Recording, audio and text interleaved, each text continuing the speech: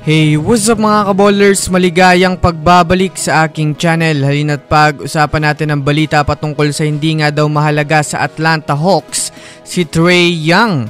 At ang balita naman patungkol sa desisyon na hindi na nga daw ititrade ng Warriors si Jonathan Kuminga. Tara na't pag-usapan natin yan dito sa Basketball Hot Shots.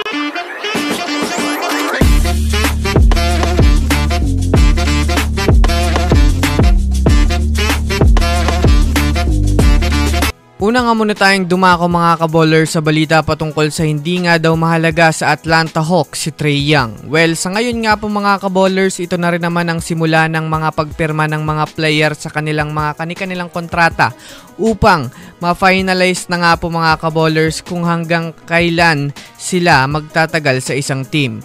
Well, kagaya nga ho mga kaballers ni Luka Doncic at De'Aaron Fox at ng ilang mga superstar ay talagang binigyan na sila ng malaking contract extension ng kanilang mga sari-sariling team. Ngunit sa kampo naman nga po mga kaballers ng Atlanta Hawks ay may hindi nga po maayos na sitwasyon ang nangyayari sa parte ng superstar na si Trae Young at sa mismong management ng Hawks. Ibinalita nga po mga kaballers ni Mark J. Spears na kasalukuyang disappointed nga daw mga kaballers si Trae Young sa Hawks dahil na rin naman sa hindi nga sa kanya mga kaballers pagbigay ng contract extension sa ngayon na siya naman nga pong ikinagulat ni Trae Young at inisip nga nito na mukhang hindi na nga siya mahalaga sa kanyang kupunan. Ngunit base nga sa ipinaliwanag ng kanilang front office, magpapalit nga daw sila ng panibagong general manager at kasabay nga daw niyan mga kaballers ang pag-offer kay Trae Young ng panibagong kontrata na deserve niya. Ibig sabihin, hindi pa nga po mga kaballers nakakagawa ng contract extension ng Hawks dahil babase pa nga ito mga kaballers kapag nagkaroon na sila ng panibagong general manager. Samantala, pumunta naman tayo mga kaballers sa balitang may magbabalik nga daw sa Golden State Warriors. Well, alam naman nga natin sa ngayon na si Kuminga ang player na pinakamalapit ng i-trade ng Warriors dahil na rin naman sa problema nito sa kanyang kontrata na siya naman nga hong hindi naaayos ng Warriors.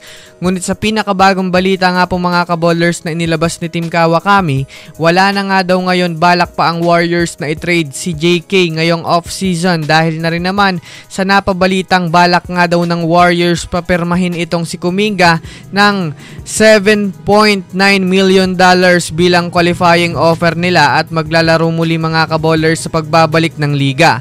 Kung susumadahin nga natin mga kaballers, hindi pa nga talaga handa ang Warriors na bitawan itong si Jonathan Kuminga dahil na rin naman sa umaasa nga ito mga kaballers na malaki pa rin ang magagawa nito sa Warriors dahil sa kada season nga po ay nagagawa nitong mag-improve na posibleng makapag-adjust na naman ito ng maganda at magresulta ng maayos para sa Warriors next season.